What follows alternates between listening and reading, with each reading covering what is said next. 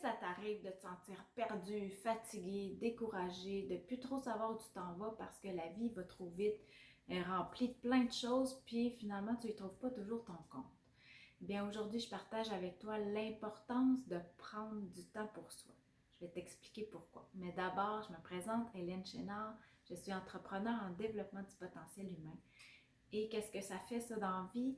Eh bien, j'accompagne les gens tout simplement à reconnecter avec leur plein potentiel pour pouvoir créer la vie qu'ils ont envie de vivre et finalement être heureux. Parce qu'on a tous accès à ça et c'est maintenant une profonde conviction que chaque personne a tout en lui pour se réaliser dans tout son potentiel.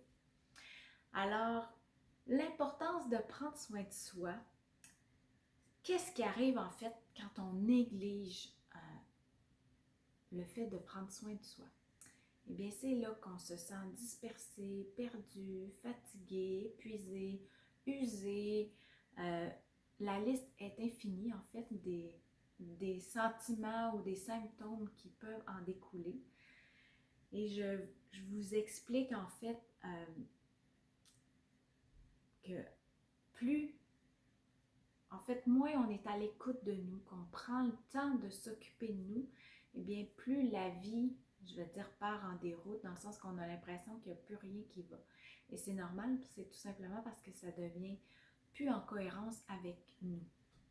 Donc, le fait de prendre soin de nous, de prendre du temps pour nous, ça nous permet de rester connectés à qui nous sommes vraiment. Et ça, on ne l'a pas beaucoup appris dans notre vie.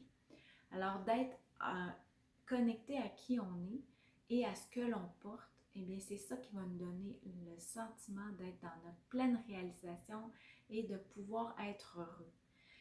On a embarqué dans un moule de la société, notre éducation, bref, il y a plein de raisons, mais personne n'y échappe en fait.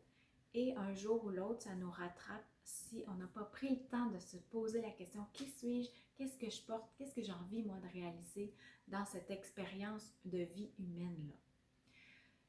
Moi, quand j'avais 23 ans, j'avais déjà 2 enfants et j'étais à moins d'un mois du mariage et j'étais essoufflée. La vie allait vite, c'était rempli et tout. Et ma mère m'a suggéré de me garder mes 2 filles pour aller faire une semaine de silence parce qu'elle l'avait fait et elle avait aimé ça. Alors, j'ai accepté tout de suite en me disant, ben moi, le silence, c'est pas tant important, je veux aller dormir et rien faire. T'sais. Fait que je pensais que j'allais faire une semaine comme ça. Mais évidemment, il y avait une petite animation matin et soir, donc j'étais un peu obligée de me lever. Mais finalement, cette semaine de silence-là m'a permis vraiment de reconnecter avec moi-même et aussi de voir que quand on est déconnecté de soi, on ne peut plus offrir la même chose aux autres. Alors, ce fut une semaine de ressourcement, bien évidemment, mais aussi de prise de conscience dans le sens que je me dois de cultiver ce lien avec moi pour ne pas me perdre et toute la liste qui en découle. Donc, ce fut une belle leçon de vie pour moi que j'ai choisi de cultiver, de mettre en pratique et aujourd'hui, je l'enseigne. J'ai fait plein d'autres choses que je vous partagerai une autre fois, mais rappelez-vous qu'on ne peut pas donner le meilleur de soi si on n'a pas pris le temps de le chérir, de le cultiver et justement d'être dans notre épanouissement en fait. Alors c'est à ce moment-là qu'on peut véritablement offrir aux autres le meilleur que l'on porte, le meilleur de soi. Et du même coup, on inspire les autres à revenir vers eux pour se réaliser dans leur essence propre. Alors ça n'a pas de prix, ça a une valeur inestimable et c'est aussi la base du bonheur finalement.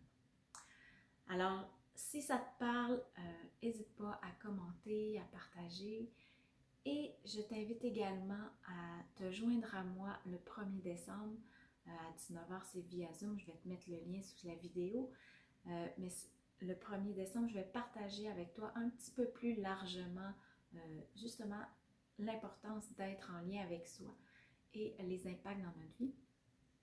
Également, te montrer comment je peux t'accompagner à mettre ça en pratique dans ta vie. Et si ce n'est pas possible pour toi le 1er décembre, tu peux également me contacter pour voir de quelle façon on peut s'échanger les informations. Alors sur ce, je te souhaite une belle rencontre à toi-même. Prends le temps de te choisir et de te chérir dans ta vie. Tout le reste en découle. Alors sur ce, je te dis à très bientôt. Bye.